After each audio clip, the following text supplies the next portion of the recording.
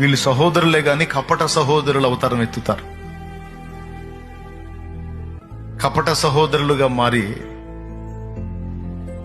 దేవుడు ఆశీర్వదించి వాడుకుంటున్న ఆత్మీయులకు ఏ విధంగానన్నా కీడు కలిగించాలని వాళ్ళు చేసే కుట్రలు వాళ్ళు చేస్తారు.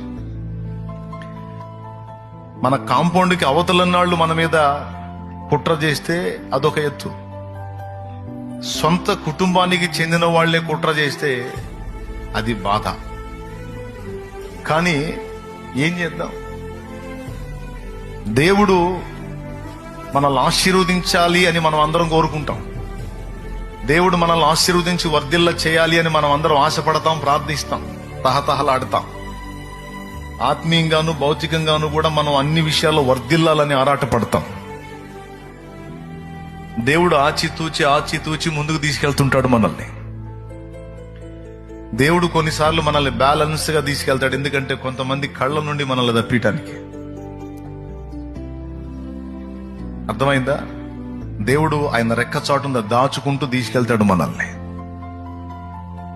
దావీదును అంతే తప్పించాడు, లేకపోతే దావీదును గాజేసేది.